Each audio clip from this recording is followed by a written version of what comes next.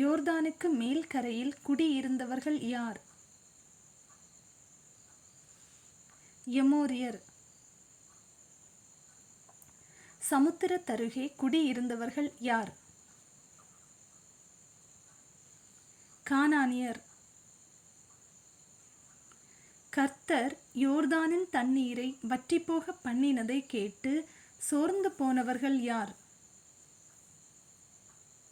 எமோரியர், கானானியர். கர்த்தர் யோர்தானின் தண்ணீரை வற்றிப்போக பண்ணினதை கேட்டு யாருடைய இருதயம் கரைந்தது? எமோரியரின் ராஜாக்கள், கானானியரின் ராஜாக்கள். கர்த்தர் யோசுவாவிடம் எவைகளை உண்டாக்கச் சொன்னார்? கருக்கான கத்திகளை. கர்த்தர் எதற்காக கத்திகளை உண்டாக்கச் சொன்னார்?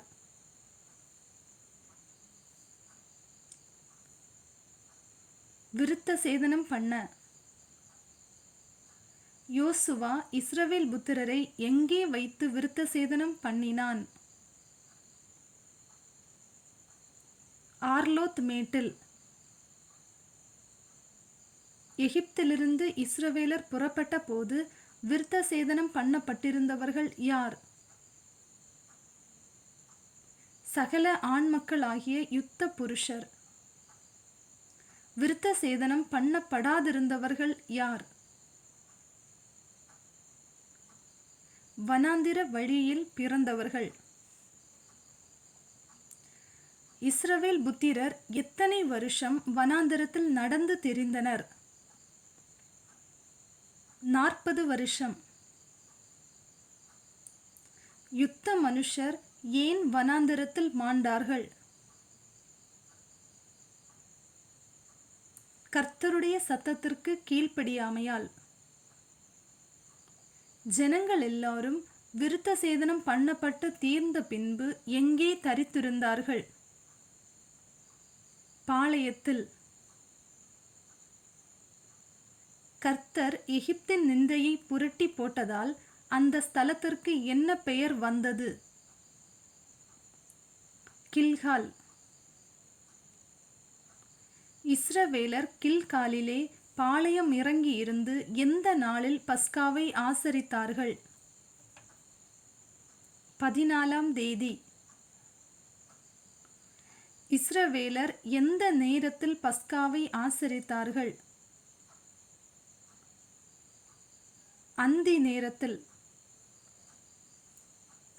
இஸ்ரவேலர் எங்கே பஸ்காவை ஆசரித்தனர்?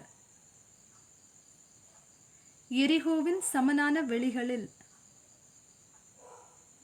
பஸ்காவின் மறுநாள் ஜனங்கள் எதை புசித்தார்கள்? புளிப்பில்லாத அப்பம், சுட்ட கதிர்கள். கானான் தேசத்தின் தானியத்திலே புசித்த மறுநாளிலே எது பெய்யாமல் ஒழிந்தது? மன்னா.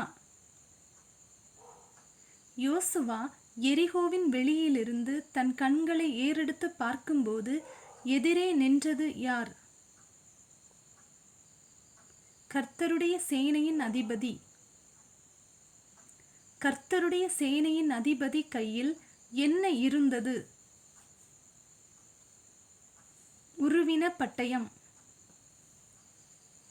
கர்த்தருடைய சேனையின் அதிபதியை தரையிலே முகங்குப்புற விழுந்து பணிந்து கொண்டது யார்?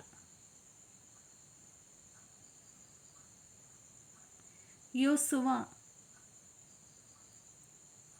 கர்த்தருடைய சேனையின் அதிபதி யோசுவாவிடம் எதை கழற்றி போடச் சொன்னார்? பாதரட்சைகளை. மன்னா இல்லாமற் போன அந்த வருஷத்தில் இஸ்ரவேலர் எதை புசித்தார்கள்? கானான் தேசத்து பலன். நீ நிற்கிற இடம் பரிசுத்தமானது என்றது யார்? கர்த்தருடைய சேனையின் அதிபதி. இஸ்ரவேல் புத்திரரை ஆர்லோத் மேட்டிலே விருத்த சேதனம் பண்ணினது யார்? யோசுவா.